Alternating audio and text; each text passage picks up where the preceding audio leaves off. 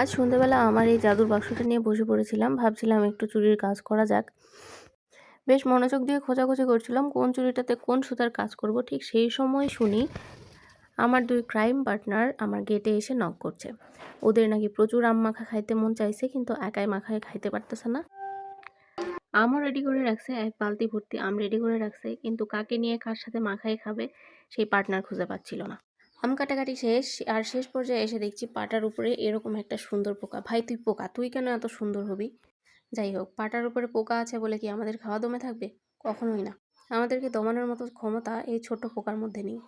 পোকাটাকে ফেলে দিয়ে ভালোভাবে শিলপাটাটা ভালো করে সুন্দর করে ধুয়ে নিয়ে এখন সে বসে পড়েছে এই যে আমগুলাকে থেতো করার কাজে। আসলে তো আম থেতো করা নয়, কার উপরে কত রাগ আছে সেই রাগ ঝাড়তেছে ও আমের উপরে। আমার এক ক্রাইম পার্টনার এদিকে ক্যামেরা ধরে আছে, আর আরেক ক্রাইম পার্টনার যে আম থেতো করছিল, ওর মানে সারাদিন লোকে ওকে কী বলে উল্টাপাল্টা না বলে সেগুলো বলতেছিল আমাকে, আমার সাথে গল্প করতেছিল, আর সেই রাগগুলো ঝাড়তেছিল আমের উপরে। দেখেন ওর এক একটা মানে আমের উপরে এক একটা বাড়ি দেওয়ার স্টাইল দেখলেই বুঝতে পারবেন ওর মানে মাথায় কত রাগ চেপে আছে, সেই রাগগুলো ঝাড়তেছে।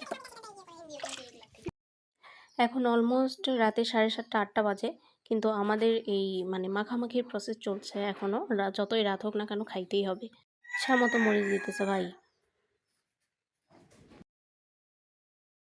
হ্যালো গাইস, মুরগির লবণ বেশি দিয়েছিলাম, তুলে নিছি, বর্তমান জ্বলতেছি। দেখো কাণ্ড, এই আম্মাখা কি আসলে খাওয়া যাবে?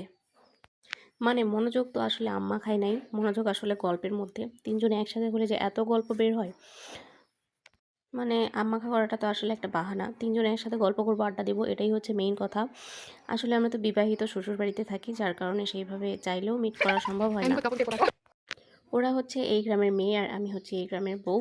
যাই হোক, কথা বলতে বলতে এর আগে কিন্তু অনেকগুলো মরিচ দিয়ে মাখাইছিল ভাই।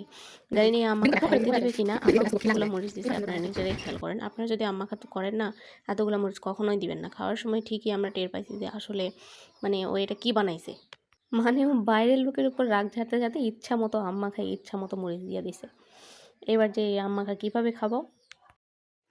যাই হোক, এই ভিডিওটা এডিট করতে আর এটার নয়েজ রিডিউস করতে যে আমার এত পরিমাণ কষ্ট হয়েছে বলে বোঝানোর মতো না।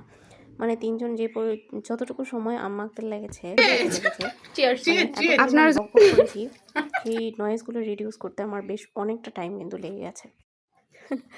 বললাম না যে আম্মাকে একদম মন নেই।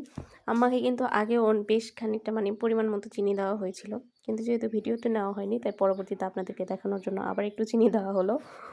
মানে প্রথমবার চিনি দেওয়ার পর আমাদের বেশ খানিকটা আম্মাকে খাওয়াও হয়ে গিয়েছিল। তারপরে মনে হয়েছে যে ভিডিওতে নেওয়া হয়নি, চিনি দেওয়াটা দেখানো হয়নি, যার কারণে আপনাদের দেখানোর জন্য আবারও দেওয়া হলো।